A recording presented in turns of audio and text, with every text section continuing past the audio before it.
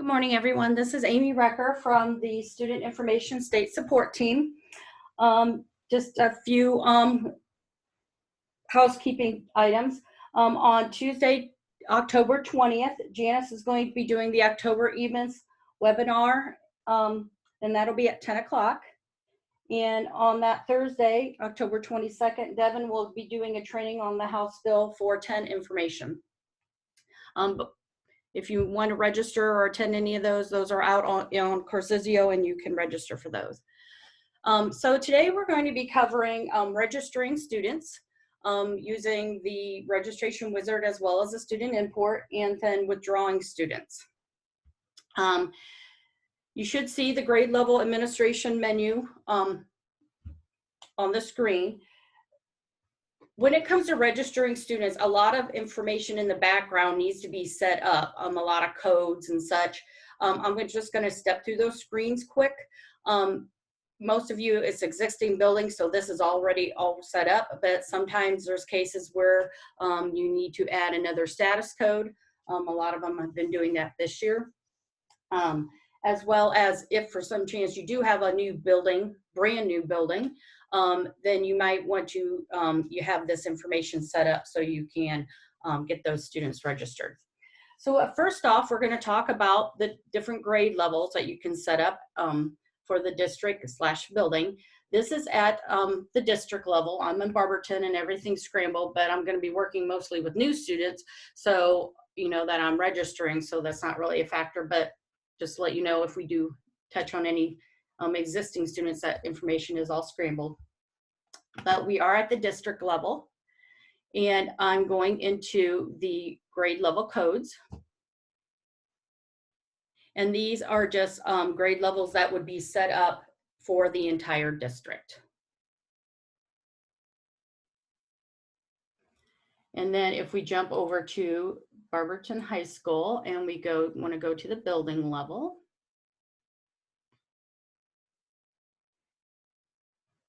This grade level codes maintenance is a specific district level screen. So since we're still on it and we went to the building level, it says you need to be, basically that screen can only be accessed at the district level. So we're going to go back down a level on the menu and jump over to the building grade level codes.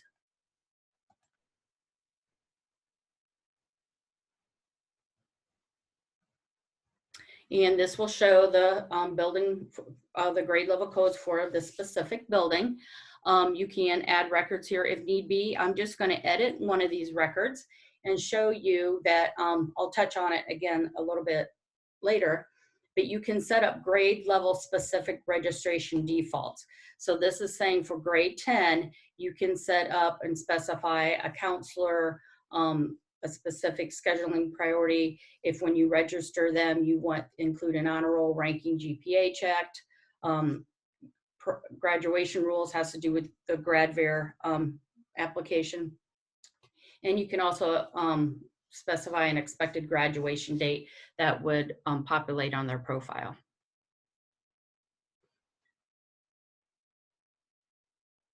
So if we go now to, there is a menu of basically student codes.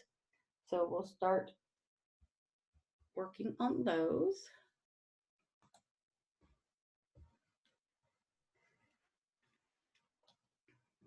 As you can see here, there's quite a bit of codes that can be set up. Some of them you need to set, you'd want to set up like with withdrawal codes and admission codes. Some of the other ones are optional and you don't need to use them, such as like team codes and such.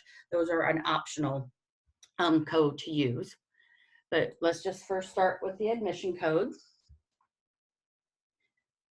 The typical maintenance screen will pop up, and basically you have like the green add button as well as the edit pencil and the trash can. Notice here on the far right, there is an active column. That means when you actually delete an item, it doesn't actually delete it, it just inactivates it. So if you would try to add it later, or if you wanted to reactivate it, you would just need to uncheck this show active only button, and then that will give you any active and inactive admission codes. Here, there's not any inactive admission codes. I'll try one of the other screens to see, but you see that yellow hollow circle, that lets you know that it's inactive. And all you do is edit that record and you check the is active box and save, and it makes that record active again. But all these maintenance screens basically work the same. If you want to say, well, how do I know if it's actually going to delete the item or just inactivate it? If there's this active column on the far right, that tells you that it will either it'll leave it active or inactivate it. If you don't see the active column, that means when you delete it, it's deleted, it's gone. So let's look at another code. I'm just touching on these screens real quick to let you know like what's all involved. So there are birth date verification codes. And these correspond to like there's a birth date verification field on the profile. So notice they have a couple birth date verification codes here. Notice these have locks instead of the edit pencil on the trash can. That means they were set up at the district level. So those codes would be consistent across all buildings in the district. If you do need to edit those, you can go back to the district level, and at that point you'll see the edit pencil in the trash can. You can also add a building specific code as well. You can have building and district level together, but usually in most cases they either, like as in this case as birthday verification, they were all set up at the district level. So let's go back to student codes. And there's the contact type codes. And when we pull this up, notice there's not any here. A couple, I think it's been a couple years already, we went and we suggested that you set your contact type codes up at the building level, or excuse me, at the district level. So if we jump over to the district level for contact type codes, you will see a list of all the different types of contact type codes that are set up at this building.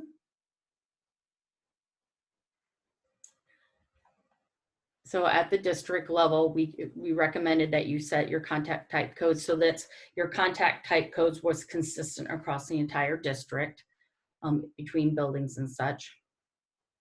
So here are all our different types of contact types. So I'm going to go back to the building and back a level on my student codes.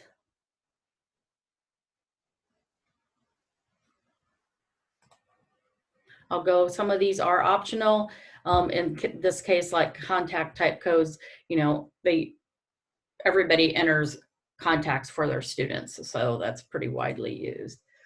For custody type codes, this particular building didn't have any set up, so I just added a couple to show you.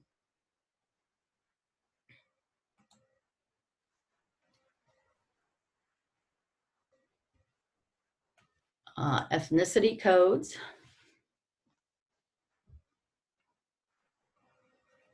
Notice here they did, for some reason, we wouldn't recommend this, and this might have got added because this is like we do a lot of testing on this environment. You would not have the same code at the district and the building level, but here it's just showing where you can actually have both, but I would not recommend them being the same code at both.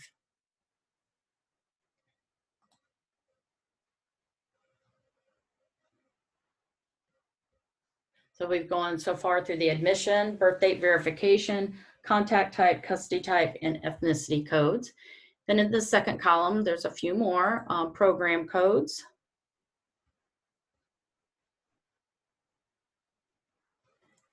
And here are all the program codes they have entered. And I'm going to say, I was thinking it was program codes that they had some inactive, that you'd be able to see what an inactive record looked like. Maybe not. No, sorry. I'm gonna have to keep looking. If not, I will go to one and actually inactivate it to show you. Here are the student status codes. There are some that have decided to add a few more statuses this year with like remote learning and such. So those are here as well. Let me see if there's any inactive status codes. No.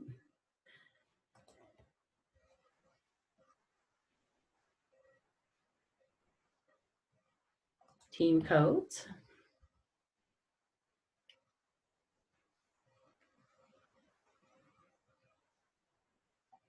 And they actually do use the team codes. An example of like when you would want to use team codes would be like for the course requests, mass update groups, with scheduling students, groups of students into certain course requests to get those entered.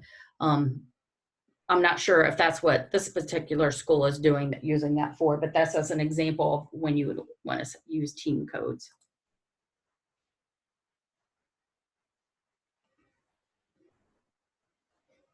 And then lastly is the withdrawal codes.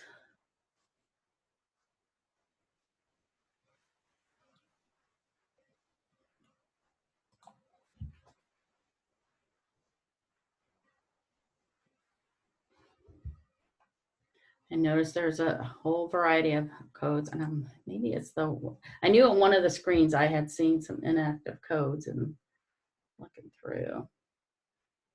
No, well, then I'm going to go back to, I added some custody type codes. So I know they're not actually being used because I just added them the other day. So I will show you, say the grandparent one, if we edit it. And you can choose to either edit it or delete it. So when you edit it, you can either uncheck the is active box and save, or you could have chose the delete and button, and that will actually, that'll inactivate it as well. And see, so notice now it doesn't show here. And if we uncheck show active only, it'll show back up with the hollow yellow circle that indicates that it's inactive. And say you say, oh, I did that by mistake, I want to activate it, then you can just check that, edit, and check the is active again.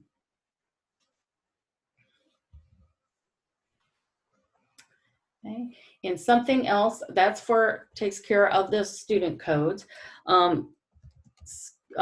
Buildings such as the high schools and such, they might have counselors. So to set up counselors, it's a little bit different because it involves the security, and you need to have the counselor job role. Excuse me, job function. So if we look at counselor maintenance, to look at what counselors we have in this building, notice there's a whole list here, and notice there's no add button because you can't add a counselor from the screen. You need to give them the counselor job function in order for them to even display on the screen. Now, once they make it to the screen, if you edit their record,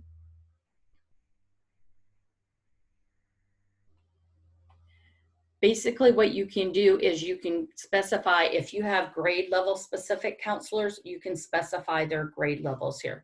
So if I would say this person is only going to deal with 9th graders, and I click save, it'll show you on the main screen on the list that that's a 9th grade counselor.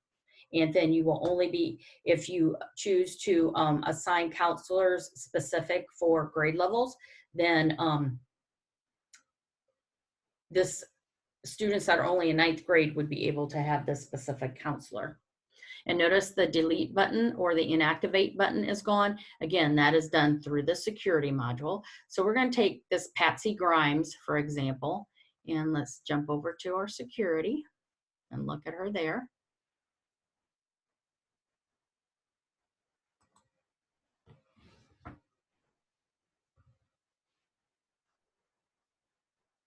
So if we go under our staff members,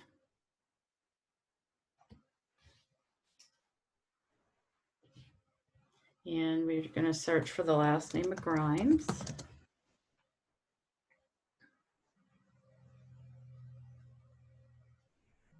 And edit her record.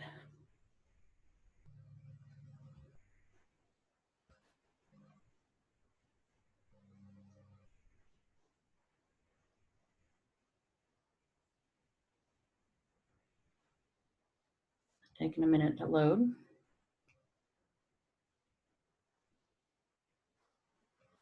Comes up to the staff tab.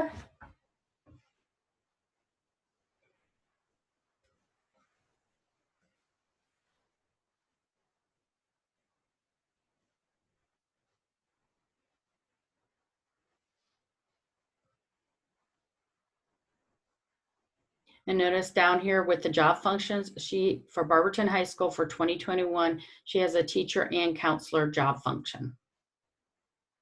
So that's how you get that to show. So any questions about any of that setup?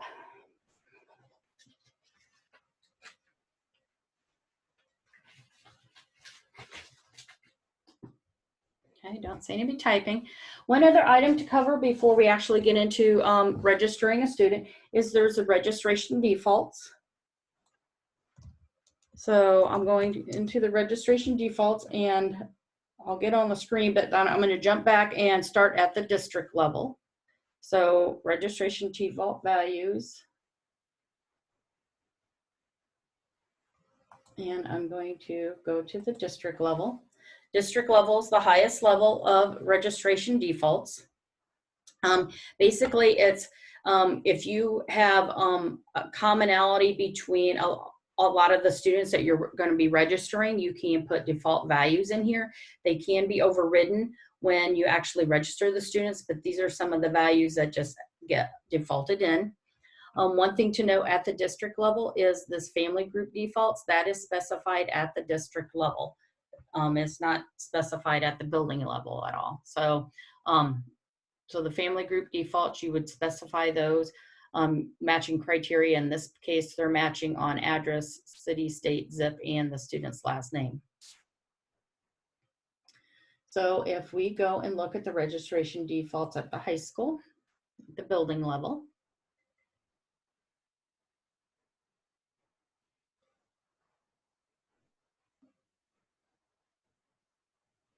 notice it shows a list here of the district defaults. It's because it said use district defaults. Those will like pre-populate in the screen. You can't overwrite the values at the building specific building level.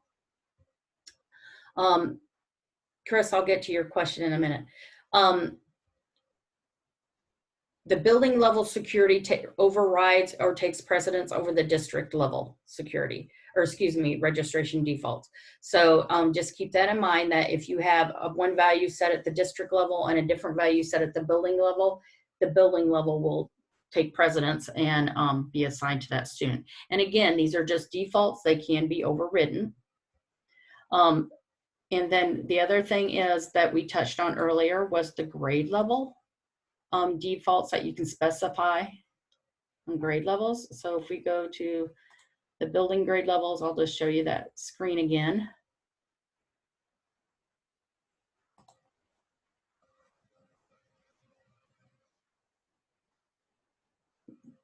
If I edit the record, these were a little bit different defaults than was on the registration default screen, such as counselor, graduation rules, etc. These are different, but if you set these, any 10th grader that you would register would get these defaults as well. Chris has a question. If a person is no longer a counsel, then you would take away the teacher counselor role in security, right? It's, you know, if you have a specific counselor role, if you take the job function away, you'd want to, it won't do it automatically, but you would want to take any corresponding role. That would be for any job function. If you take a job function away from a particular person, if they have a corresponding role for that job function, you're going to want to remove that role as well. But you will need to check that and do it. The system won't manually or automatically do it. It'll need to be done manually. That answer your question, Chris? Okay.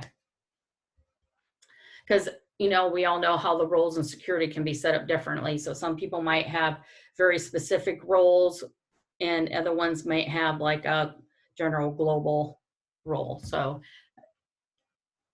any changes to security would need to be specifically done manually. Okay, so that's basically the setup for, we went over some setup codes, the registration default. So let's get into actually registering a student. So when you go to register a student, you may or may not know if the student has already previously been in the district.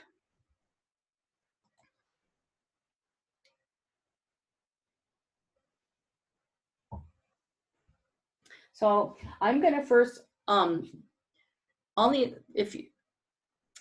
of try to explain something and then show you an example. There's this possible matches tab, and basically if it's a brand new student. There's also where some of the information is very specific and spot on and matches a specific student already in the district. That is called a strict match. And then there's where, well, some of the fields are matching up, and then it'll give you a non-strict match. And in all these cases, you can decide, okay, yeah, that's a match, I'm gonna take it, or no, I'm not, etc. So we're just gonna step through some of those examples. I made some examples up here and looked up some values. So we're gonna register this Jack Abbott, and we have his EMIS number. And for this example,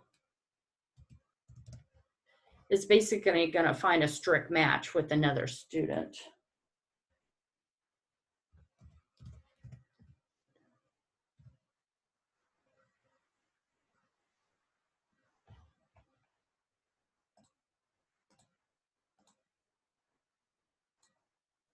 And I click next. You can fill in all of these fields, but you have to for sure fill in with the ones with the red asterisk because those are the required fields. Notice that they have social security number, student number. If you don't enter a student number, it will assign the student a number if it goes through the registration process.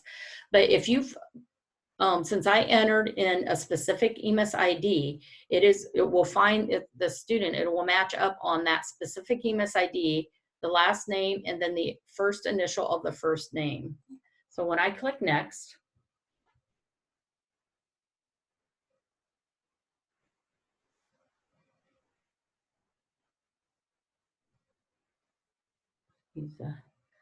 think for a little bit. Notice it comes up with a strict match for John Abbott. So it has the same birth date, but in the background, it says, okay, I'm matching up on the EMIS ID, I'm matching up on the last name and the first initial of the first name. It's saying it's a strict match. So if this isn't the student, if you say, no, this is truly a different student, something needs to be changed. And you would need to go back to your first screen and change something, because it's saying there's another student, and basically in this case, it's the EMIS ID that it is seeing to match up on. So it's only going to give you, I didn't make any changes in clicking next. Now when I go back to the possible matches, I either have to accept that strict match or go back and change something.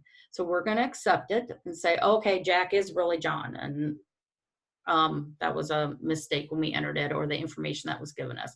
Maybe he goes by Jack, but his real name is John. So I'm gonna go next, accepting this strict match. So now instead of going on to the complete registration, family group, and EMIS tab, it's gonna go to John Abbott. And now I'm on his profile page. So maybe you need to say, oh, his called name is really Jack, and change that. And say, then you would say, okay, look over the information. Is this all correct, etc.? And you go through the tabs and you would check the student.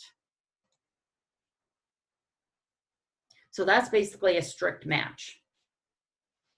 Now, what we run into a lot in having to do student merges is with the non-strict matches. So I'm going back to Registration Wizard.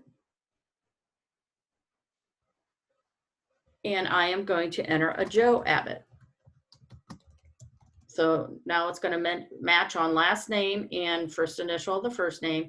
I'm not going to put any EMIS ID. I'm just going to put in a birth date.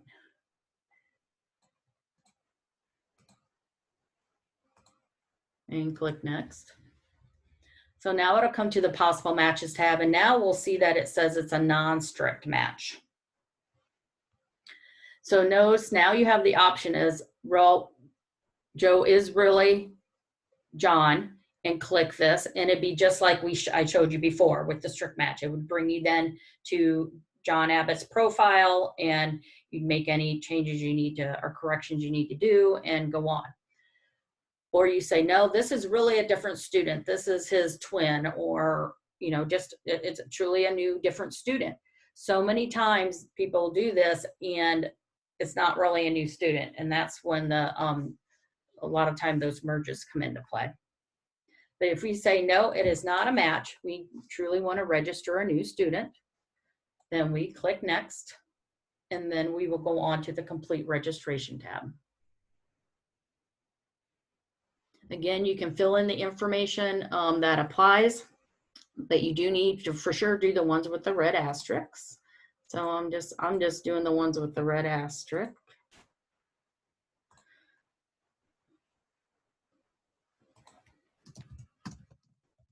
Oh, what did I do?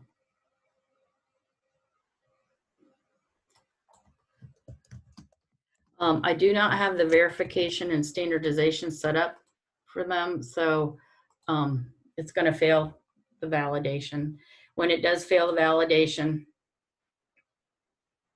you click the bypass, and then you just have to put in some comments. So verified. Any other corresponding student information that you need. The admission reason is defaulted in there, and that is required, as well as county residents. Again, that defaults in. So if we have everything on here that we need, we click next. And it should bring us to, oh, what did I forget? Oh, it brought us to the EMIS tab. There was no family group to match up on, so it just automatically creates a family group for this particular student. So it didn't stop at the family group tab because it didn't find any existing family groups to try to match up with. So here is the EMIS tab, and it says defaults with the EMIS situation from the registration defaults. Any other information that you'd want to change, and then we click finish.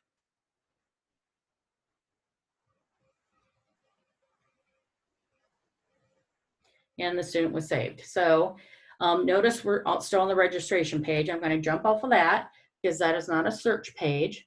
And I'm going to look for this Joe Abbott.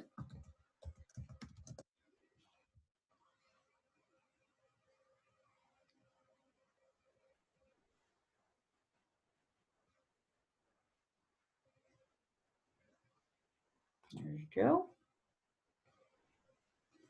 And if there's any other information on that he needs completed on his profile, or contacts, or any alerts, or any and such, that can all be completed. But this actually gets a student registered and in the building.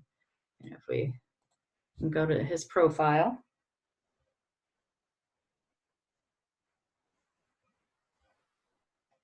and see all the information is there. An FS standing record was created for him.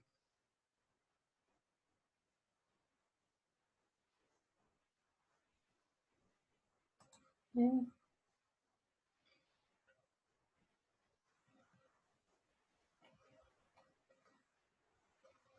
And all the other corresponding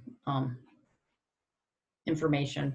Then you would just finish out registering the student. But he is actually there in the student. You can enter a schedule for him, do whatever you need. That gets the student in there. So one more example for the registration. This is going to be a new student, so it's not going to find any matches. So if we just do Mary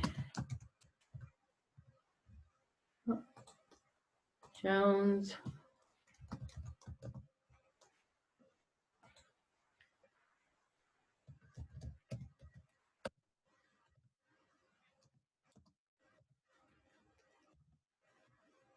Oops.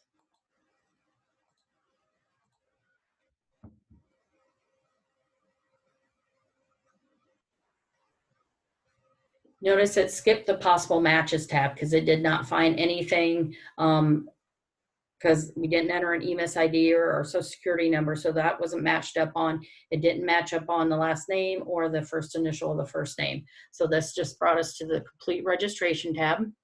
So let's register the student real quick.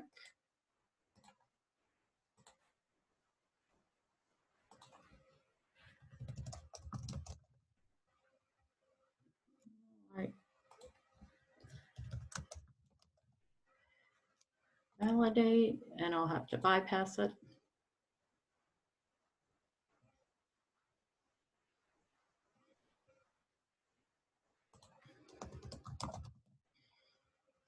And I go to the next tab. And you could click finish if you thought you were finished and had everything set up. So this time, since this is a brand new student, I wonder why. Anyways, it came to the family groups tab. So that because there is no existing Jones family group. So basically when we click next here, it'll attach her to her own family group. And I'll show you that in a minute. And here is the EMIS tab. And again, all the defaults. And you can change or modify it as needed. So if I click finish and student was saved successfully, I'm going off of this page and I will search for Jones.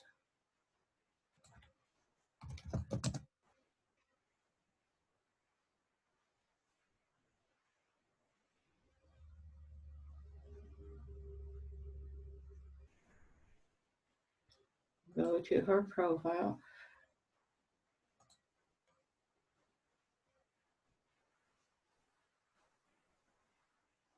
You'll see that she's here and has her FS record and such, and you can, as we mentioned earlier, populate the other fields as needed.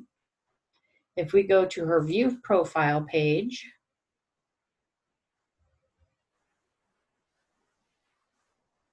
you notice that there was a Jones family group that was created, and she is a member of that family group. One other situation is back on the registration wizard page, you can register a non-attending graduate.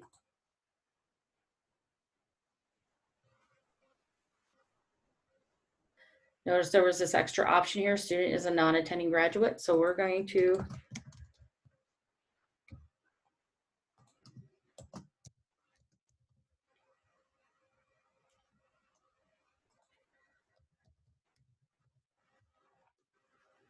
enter her here.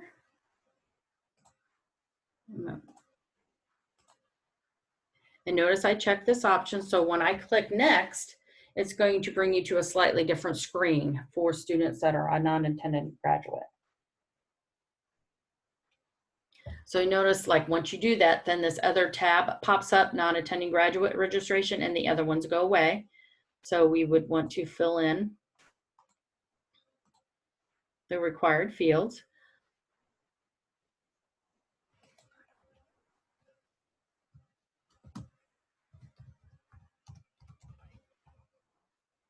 Specify a graduate. Did I need another character there? I don't know.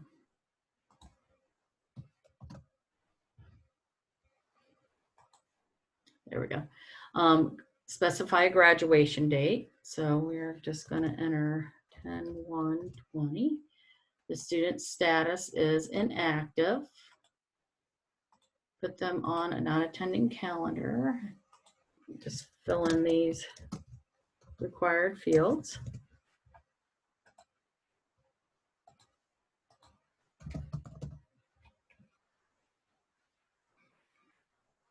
Notice county resident defaulted back in, diploma type, and if you need to enter the completed IRN. Courses completed IRN and date. I'm just doing what I have to do here to get through it. Then click finish. and it said the student was saved successfully. So we can search on her.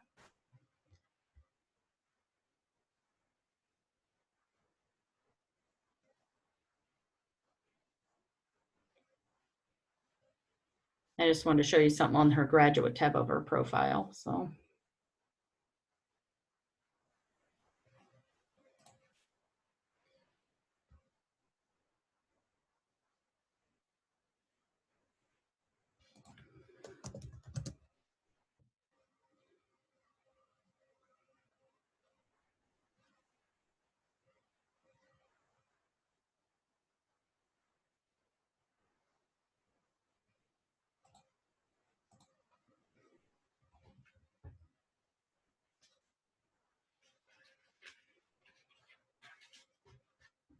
notice it says on her right in the front of her profile, this is a non-attending graduate.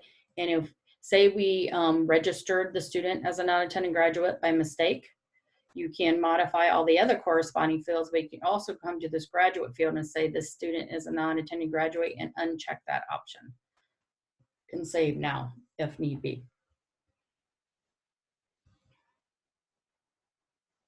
So that is basically using the registration wizard. Is there any questions on that?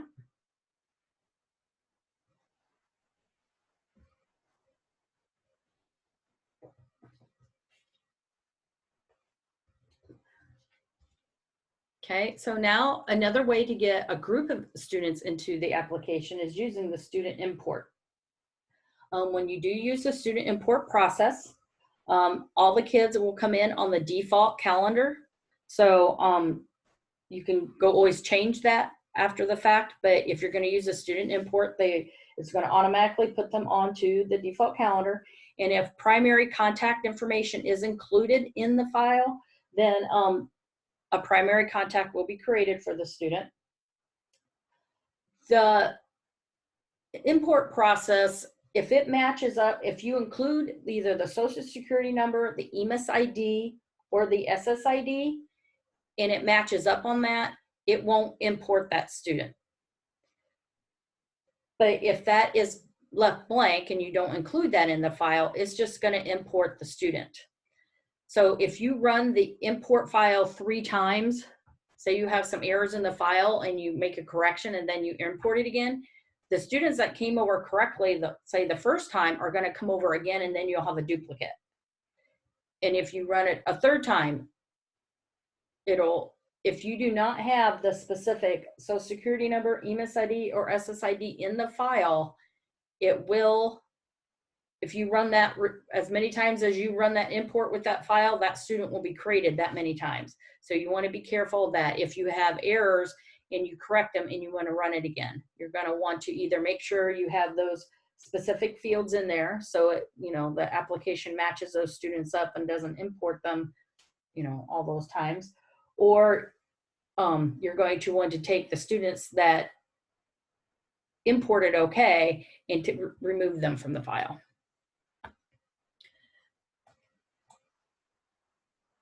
So I just need to move something here. So this is under quick references, there's a template section. Let me just show you that. There is under quick references, under web help, there's these templates, and this is also on the customer portal. Under quick references, there's a templates folder, and you would just want to grab this student import template.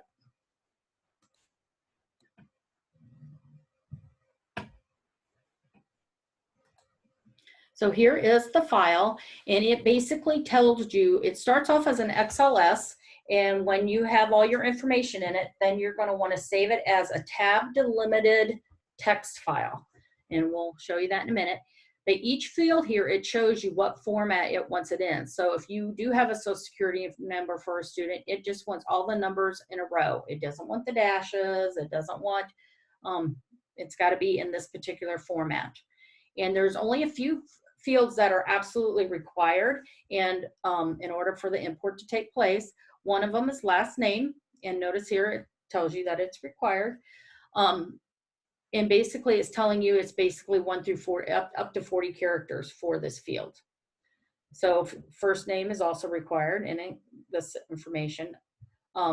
Sex is required, birthday, and notice it gives you a specific format it wants it to be in. Local ethnicity, grade is required, the address is required, so that's all that information is in here. And we're going to run through, when you do the import, you can do it as an import, or you can first do it as a, I want to say, I call it a practice run. And basically it's just checking for values that you have in the fields populated if they are valid values. For here, under column 19, or column S for field 19, is the contact type name.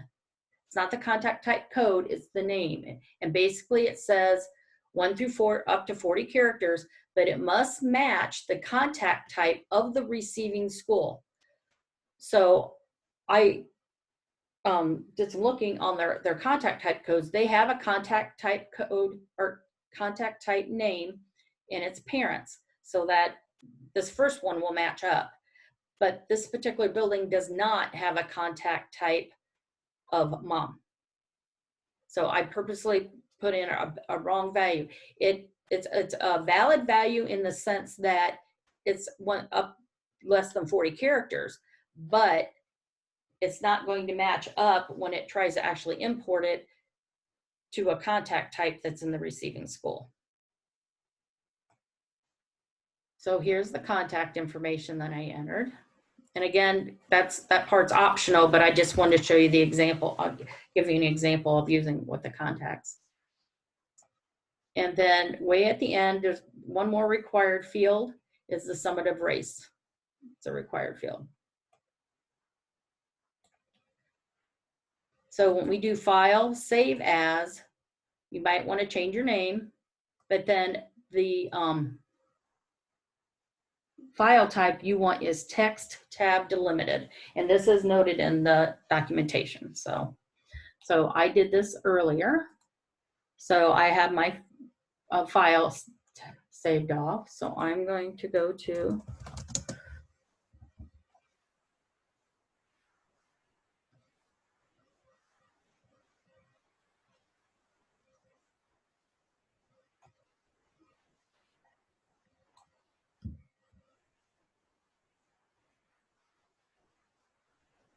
if you go to the homeschool import, and then you'll go to the students tab.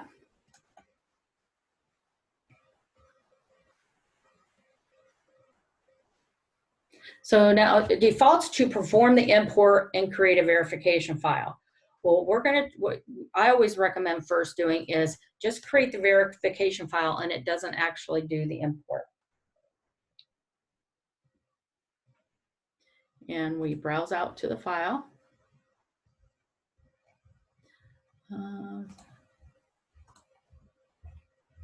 And we do the import.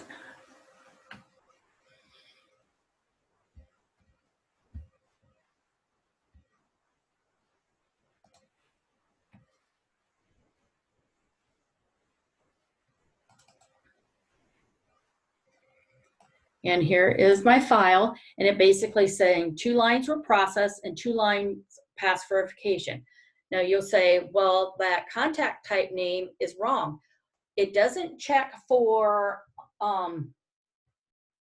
valid values.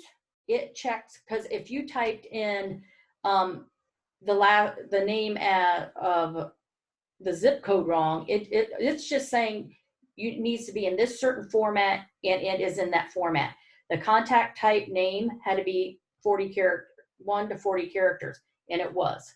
So it's not checking that level of their validation. It's just checking if that you don't have a name in there that's 50 characters, for example, because it has to be 1 through 40. Or like if the zip code is, or one of the other fields has a typo in it, it doesn't catch that. It catches if it's in the right format. So that's where it can be a little tricky. So it says it's good to go. So we're going to say, okay, we're going to perform the import now. And remember, they're going to go all on the default calendar. And you need to specify an admission date, and all the kids in the file are going to have the same admission date and the same admission reason. And again, you can always change that once you get the student into the building, but the whole group is going to go over with these same values that you have in this screen.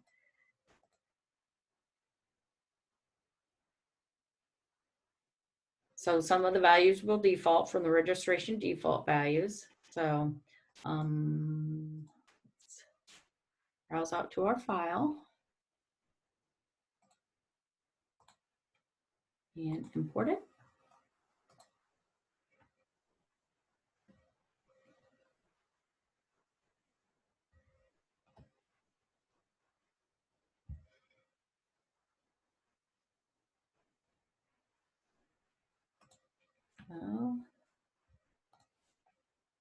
So this is my file that comes up, and it said again, the two, as the other one did when I ran the verification, is that it says 2 lines past the validation. But here's my results. One new student, their new student was registered in line 1, successfully imported. Could not find the contact type with name mom, so it skipped line 2. Now, if you would go and modify, fix the file and call it, a valid contact type name and run it again without modifying it, it would bring in that first student in again. So that's where you got to be careful. So we had Daffy and Daisy Duck. So if we search for those students,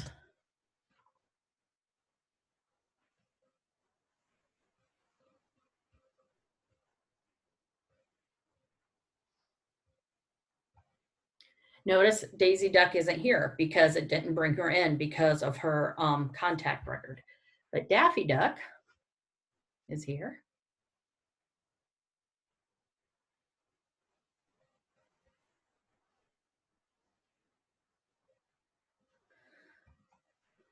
If we go to the profile,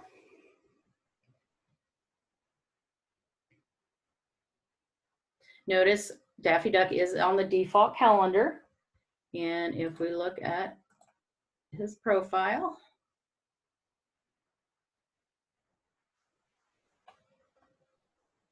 notice the information's here.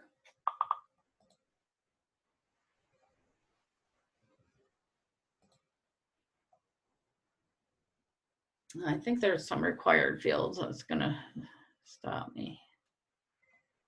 Return, yeah. Let me just fill in some of them required fields.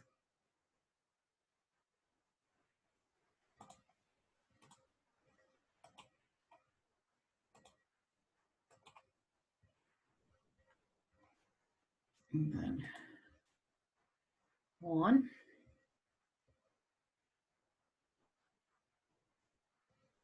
Well, I must have missed something. Well, let's just,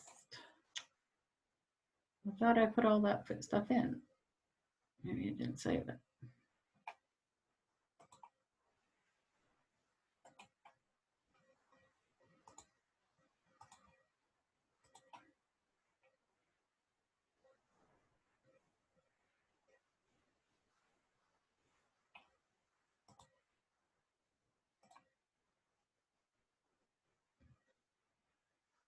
Yeah, I was just trying to work ahead too fast and it wasn't catching up.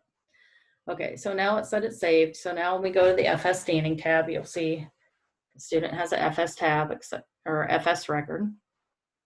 Also, if we look at the student's contacts,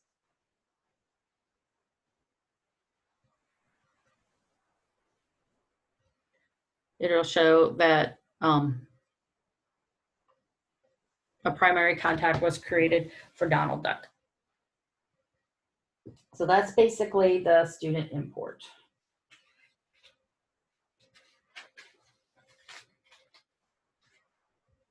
So the only thing left to cover is withdrawing a student. Just real quick,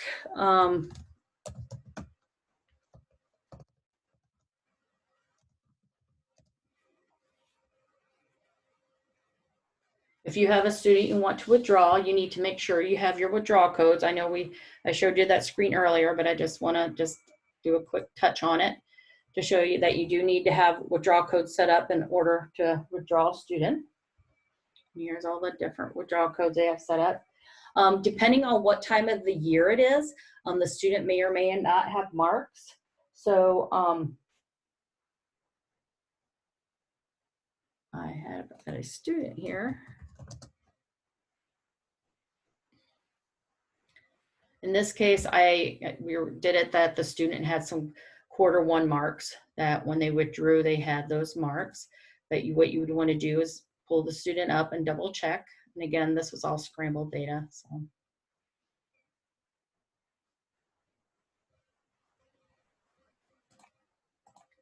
maybe go to the student marks page. If any marks did need to be entered, they could be entered at that time.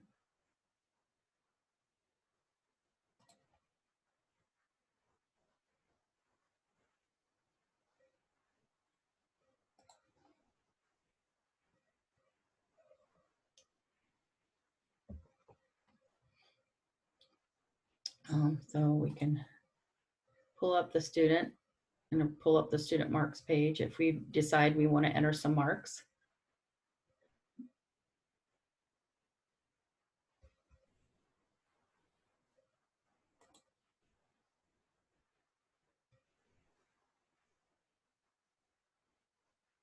Yeah, I'm just going to say A.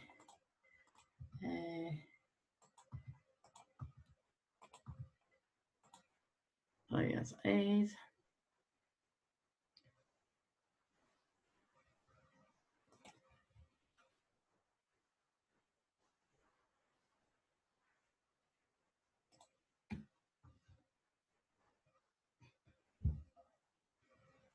And so he would have some final marks for him. And so now if we go to the withdrawal student page, you can either decide, do you need to do a building withdrawal or a district withdrawal? A building withdrawal is that he's not leaving the district. He is just, perhaps he's moving to another building within the district. So I'm going to just show you that tab. It defaults to the district tab when you come to this page. But if you click on the building tab, it'll bring you there. It'll tell you what his admission date was. When you want to withdraw the student, it will default to today's date. Notice the withdrawal reason is asterisk not applicable because he's not really withdrawing from the district. He's just like basically moving buildings. You can specify if you know which building he's moving to and you know the IRN, you can put it in. If there's any applicable comments, what status you want the student to be. If you want him, usually it's inactive. And if he has an existing homeroom or locker assignment, if you want those removed. I'm actually going to go back now to the district tab for the student, and we'll go through with the district withdrawal. So I'm going to actually say that he withdrew on Monday. I'm going to do it a previous date so you can see that he's on a withdrawing calendar. For his withdrawing, here's that whole list of withdrawal codes. So I'm just going to say he's moving. We don't know the IRN, or we don't, comments or just a test or something.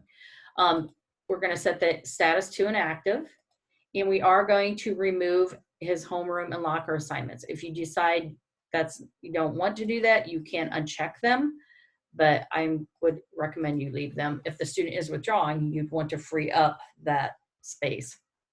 So notice we click submit, and the withdrawal date was during the current school year and into the school year.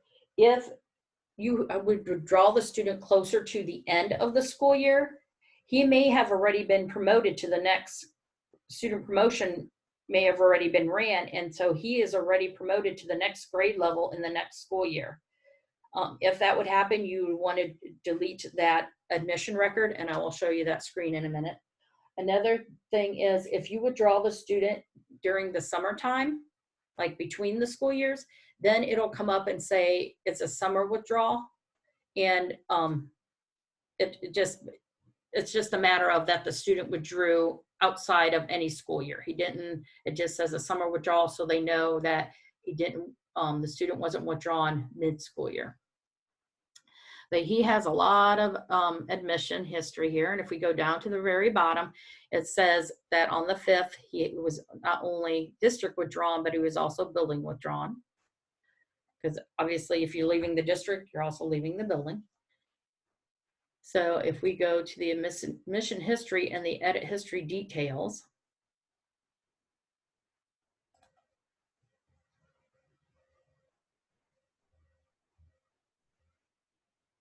we go down to the bottom here, it'll say on the 5th that he had a building and district withdrawal. This is where, say he was already promoted to the 21-22 school year, it would have a trash can on it. You'd want to make sure you got rid of that record as well. But, you know, it's too early in the current school year to have that happen. But if a student withdraws and has already been promoted to the next school year, you're going to want to do that cleanup as well.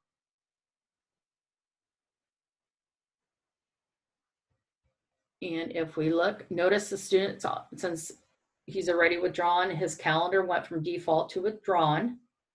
And if we look at his profile, he has an inactive status as well. And we look at his profile. Notice his attendance calendar down here also says withdrawn.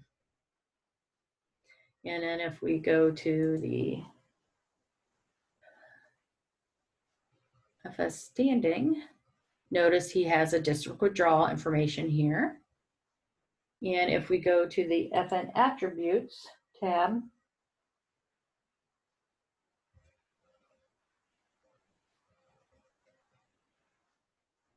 notice his EMIS grade level for next year is DR for that he dropped out.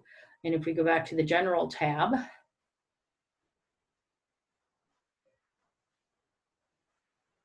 notice his grade next year is, so his grade next year and his EMIS grade next year both line up that he basically dropped out. Now, one other thing to cover is what happens if this student really didn't withdraw. Now what? How do I get him back? I accidentally withdrew the wrong student. Or I did the wrong date, which is two different things. So first of all, if we do the student and go to his admission history, if you just did the wrong date, you need to fix it in two places. One is the edit history details.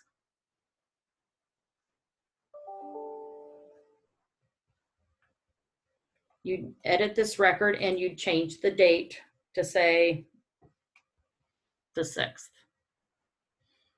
So we realize, oh, that was the wrong date. So we make them that he withdrew on the 6th instead and save.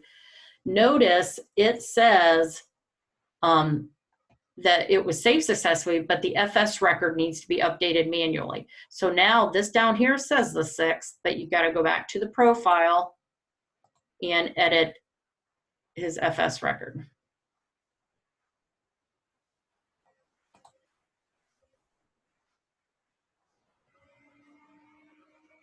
So it's actually, if it's just the wrong date, that's simple. You can change that and make it the 6th and save. So then everything syncs up. But what if you actually truly did accidentally withdraw the student, or you withdrew the wrong one?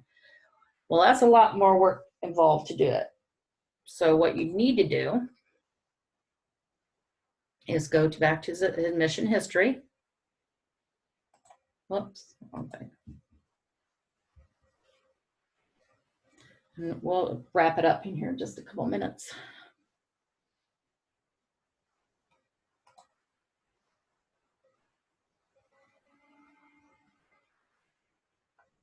Go down here and you delete this record. So you're going to basically delete the withdrawal. But there's more to it than that. So you say, okay, yeah, I'm deleting them. Or I'm deleting the delete or the withdrawal. So you notice now he's back to the way he was. But you need to go to his profile. And you're going to need to update his status because we're going to want to make him back active again. His grade level next year, we're going to want to make that back to be 11. So that's on the general tab. Then on a FS tab, you're going to have to clear out that district withdrawal date.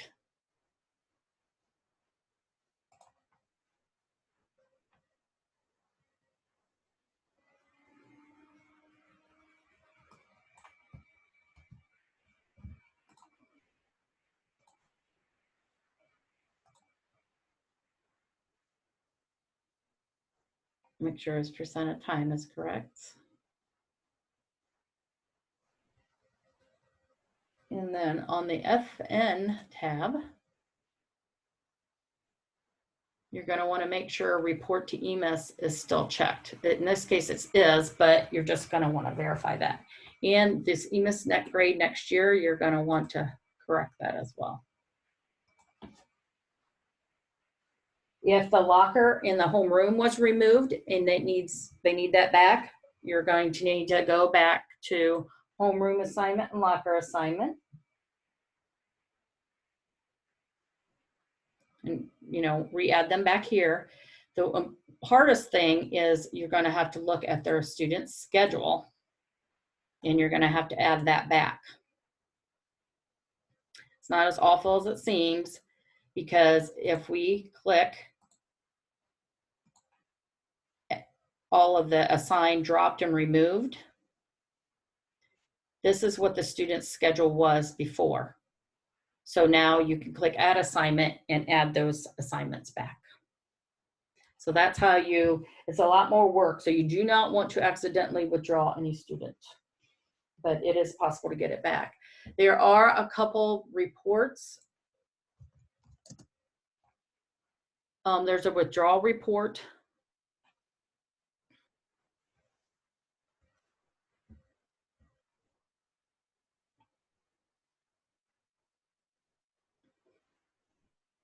Withdrawal list, and that you can enter filters, and if you want a list of students that have withdrawn, you can specify a withdrawal range and get a list that way. And then there's also we call it the AWACS report, but it's the admission withdrawal report, where you can put filters for admission dates, and then you can choose or and then withdrawal dates. It's very important that, because the admission date may be, 10 years ago, that you need to include if you want that student on that report. So the admission range is very important. If you run it and say, well, the student should be on here, it's probably because your filters or your date range isn't accurate and the student isn't matching up for that. And then you can also specify if you want the building or district admission date, earliest or latest admission date, and same as with the withdrawal date. So that's basically how did his calendar get changed from withdrawn to default?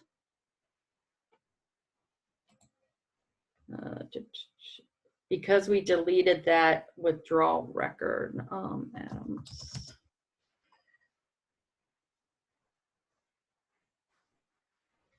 Because that was all tied to his withdrawal record, and we deleted that.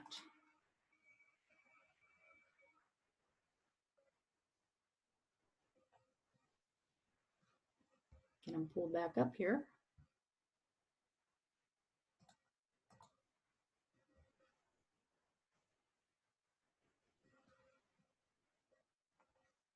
Yeah, because if we look at it as a mission history, that changed. We had someone do this yesterday and they couldn't get the calendar to change.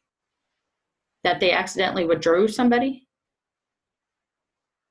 How did they withdraw them? Because if you, I'm not sure because I haven't actually tested it, but there is a withdrawal button on the FS standing tab that you can click, and that's going to give you different results than if you'd use actual withdrawal student tab. And if they did a district versus a building withdrawal, might be a factor too. I'd have to look at the specific student to try to find out what was different.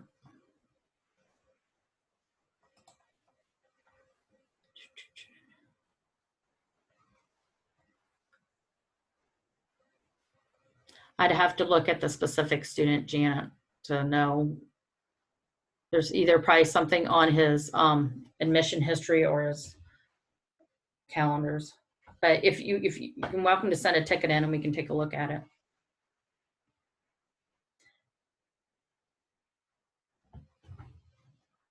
Because say now he's back to his initial 2021 intra-building progression admission record when he was promoted in last year.